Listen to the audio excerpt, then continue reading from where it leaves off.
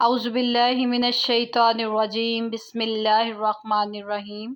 آج کا لیکچر سورہ احزاب کی آیت نمبر 21 پر مشتمل ہے۔ اس آیت مبارکہ میں اللہ تعالیٰ نے رسول اللہ صلی اللہ علیہ وآلہ وسلم کو تمام مسلمان مردوں اور عورتوں کے لیے اسوہ حسنہ قرار دیا ہے کہ جس طرح آپ صلی اللہ علیہ وآلہ وسلم نے اپنی دنیا میں زندگی گزاری، ہم تمام مسلمان مردوں اور عورتوں کو اسی اسوہ ہوتا ہے راستہ، اسی راستہ پر چلنے کی کوشش کرنی چاہیے، اسی طریقے سے اپنی زندگی گزارنے کی کوشش کرنی چاہیے۔ اس کا پہلے ترجمہ دیکھ لیتے ہیں۔ لَقَدْ كَانَ لَكُمْ فِي رَسُولِ اللَّهِ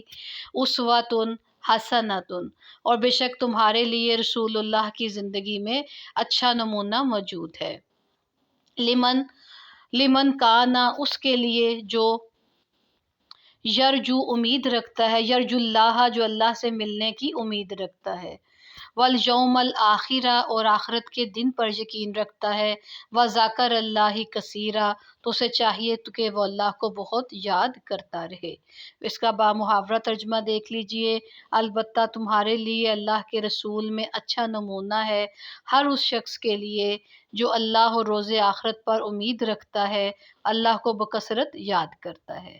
مطلب جسے اللہ سے ملنے کی امید ہے تو اسے کیا چاہیے کہ رسول اللہ صلی اللہ علیہ وآلہ وسلم کی زندگی کا مطالعہ کرے، آپ کی سیرت کا مطالعہ کرے۔ آپ نے اپنی مختلف حیثیات، بطور حکمران آپ نے اپنی رعایا کے ساتھ کیسے سلوک کیا، بطور باپ آپ نے اپنی اولاد کے ساتھ کیسے سلوک کیا، بطور خاوند آپ نے اپنی ازواج مطہرات کے ساتھ کیسے سلوک کیا، بطور نبی آپ نے اپنی امت کے ساتھ جو ہے وہ کس طریقے سے اپنا جو ہے محبت کا اظہار کیا، شفقت کا اظہار کیا، کہ آپ صلی اللہ علیہ وآلہ وسلم کی زندگی کا ہر حیثیت میں آپ کو اگر ہم دیکھتے ہیں تو ہمیں ایک بالکل الگ اور ایک مثالی زندگی آپ کی نظر آتی ہے۔ تو اس آیت مبارکہ کے اندر اسی چیز کو بیان کیا گیا ہے۔ اسوہ حسنہ سے مراد اچھا نمونہ ہے۔ حقیقت یہ ہے کہ اتباع رسول اور رسول اکرم صلی اللہ علیہ وسلم کی زندگی کے اسوہ حسنہ ہونے کا حکم عام حکم ہے اور ابدی ہے۔ یہ نہیں کہ صرف صحابہ نے کیونکہ آپ کو دیکھا تو آپ ان کے مطابق وہ زندگی گزارنے کا انہیں حکم دیا جا رہا ہے، بلکہ آپ صلی اللہ علیہ وآلہ وسلم کی زندگی کا ایک ایک لمحہ جو ہے مسلمانوں نے محفوظ رکھا۔ سیرت کی کتابوں میں بھی آپ دیکھیں، ہسٹری کی کوئی بھی کتاب آپ دیکھیں، اسلامک ہسٹری کو جب آپ پڑھتے ہیں تو اس کے اندر رسول اللہ صلی اللہ علیہ وسلم نے کس طریقے سے زندگی گزاری، آپ کی زندگی کے واقعات سارے آپ کو پیدائش سے لے کے، بلکہ پیدائش سے قبل از نبوت کے واقعات، نبوت کے واقعات، اب اس کے بعد جو ہے خلفائے راشدین کے واقعات، بالکل محفوظ جو ہے اسلامک ہسٹری جو ہے مسلمانوں نے رکھی ہوئی ہے۔ اور اس کے بعد آپ دیکھیں کہ کتب احادیث کے اندر جو ہے اس میں محدثین کرام نے، کتب تفاسیر کے اندر جو ہے مفسرین کرام نے ایک وسیع ذخیرہ ہمارے پاس موجود ہے کہ اگر ہمیں زندگی میں کوئی بھی مشکل پیش آتی ہے تو ایسا نہیں ہو سکتا کہ ہمیں آپ کی زندگی سے اس مسئلے کا حل نہ ملے۔ یعنی آپ کے اقوال، افعال اور احوال میں مسلمانوں کے لیے رسول اللہ صلی اللہ علیہ وسلم کی اقتداء اور پیروی ضروری ہے، چاہے اس کا تعلق عبادت سے ہو۔ اب آپ کو پتہ ہے سیکولرزم، وہ لوگ جو مذہب دشمن ہیں، وہ یہ کہتے ہیں کہ جو انسان کا جو مذہب کا تعلق انسان کی ذاتی زندگی کے ساتھ ہے، تو آپ یہ جانتے ہیں کہ یہ ایک غیر اسلامی نقطہ نظر ہے۔ اسلامی نقطہ نظر یہ ہے کہ اسلام دین اور دنیا کی تقسیم کرتا ہی نہیں ہے۔ یہ جو کرسچنز ہیں ان کے اندر یہ تقسیم ہے کہ دین اور دنیا کو الگ کرتے ہیں، یا باقی مذاہب میں ان لوگوں کا یہ عقیدہ ہے کہ اگر آپ دنیا کو حاصل کرنا چاہتے ہیں تو آپ دنیاوی امور میں مگن رہے ہو، لیکن اگر آپ اللہ کو حاصل کرنا چاہتے ہیں تو جنگلوں میں، بیابانوں میں نکل جائیں اور دنیا سے منہ موڑ لیں۔ یہ اسلام کا تخصص ہے، اسلام کی خوبی ہے کہ یہ دین اور دنیا دونوں کو لے کے چلتا ہے، کہ اگر ہم اپنے دنیا کے تمام کام اللہ اور اس کے رسول کی محبت میں، اللہ اور اس کے رسول کے احکامات کی روشنی میں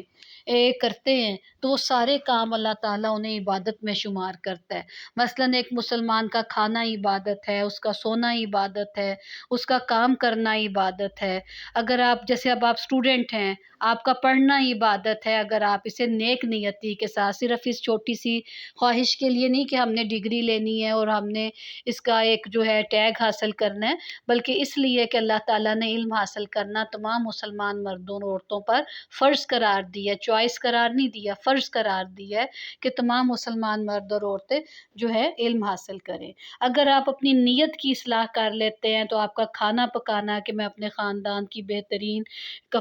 کرنا چاہتی ہوں، لک آفٹر کرنا چاہتی ہوں، آپ کا کپڑے دھونا عبادت ہے، آپ کے گھر کے کام، اور یہ تو آپ نے واقعہ سنا ہی ہوا ہے کہ آپ صلی اللہ علیہ وآلہ وسلم نے گھر کے کام کو بھی جہاد قرار دی ہے۔ جہاد کے برابر جتنا ایک مجاہد کو میدان جنگ میں اجر ہے اپنی جان کی بازی لگانے کی وجہ سے، تو اسی طرح ایک عورت کو گھر کا کام کرنے کی وجہ سے اتنا ہی اجر اسے گھر میں ملتا ہے۔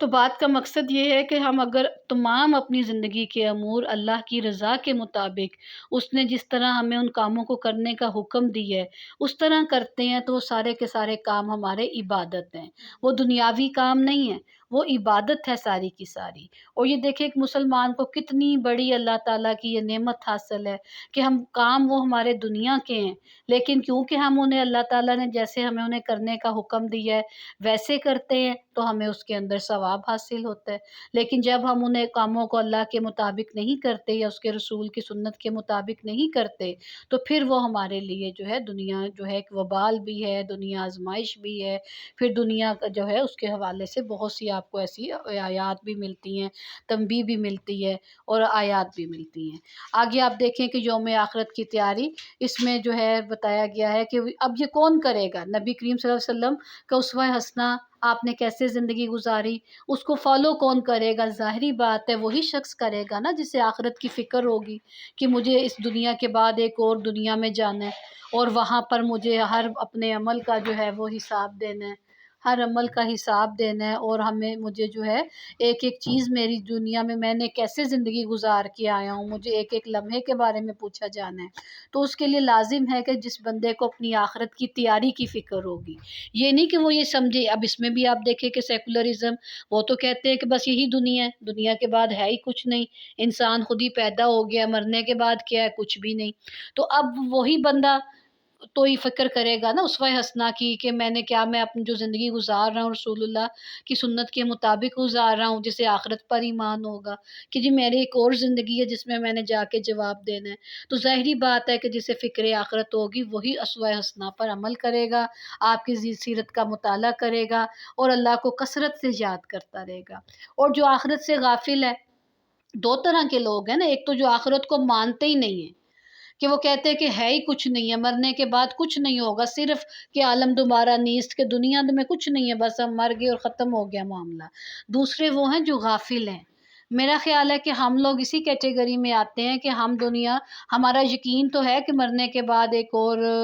نظام زندگی جس میں انسان جو ہے اسے گزرنا پڑے گا، اور آپ یہ بھی جانتے ہیں مولانا روم نے فرمایا کہ انسان اور خدا کا فرق کیا ہے، کہ خدا ابد سے ہے اور ازل تک رہے گا، لیکن انسان ابد سے نہیں ہے لیکن ازل تک رہے گا۔ جو روح ایک دفعہ پیدا ہو جاتی ہے وہ کبھی فنا نہیں ہوتی، صرف اس کی مختلف حالتیں بدلتی رہتی ہیں۔ جیسے ہم پہلے ماں کے رحم سے پہلے اللہ تعالیٰ کے پاس ایک روح کی صورت میں تھے، پھر رحم مادر میں ہمارا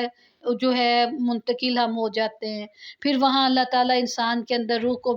ڈال دیتا ہے چوتھے مہینے کے اندر، اس کے بعد انسان دوبارہ اسے جو ہے وہ موت آئے گی اور اس کی روح کو اس سے جدا کر دیا جائے گا، پھر دوبارہ اسے زندگی دی جائے گی، اور اس کے بعد یا وہ دائمی جنت میں یا دائمی دوزخ میں رہے گا۔ تو جو روح ایک دفعہ پیدا ہو گئی وہ کبھی بھی فنا نہیں ہوگی۔ یہی وجہ ہے کہ ہمارے دین کے اندر بیٹے موت کا کنسیپٹ نہیں ہے، ہمارے دین کے اندر انتقال کا کنسیپٹ ہے کہ ہم ایک حالت سے دوسری حالت میں بدل جاتے ہیں، جیسے تمام مادی چیزیں ایک حالت سے دوسری حالت میں بدل جاتی ہیں لیکن کبھی فنا نہیں ہوتی ہیں، کبھی ختم نہیں ہوتی ہیں۔ تو ہمیں اس آیت مبارکہ کی روشنی میں سب سے اہم چیز جو دیکھنی ہے وہ یہ ہے کہ اللہ نے ہمارے لیے رسول اللہ صلی اللہ علیہ وآلہ وسلم کی زندگی کو بہترین نمونہ قرار دی ہے۔ ہم آپ کی سیرت کی کتابیں پڑھیں، جیسے آج کل آپ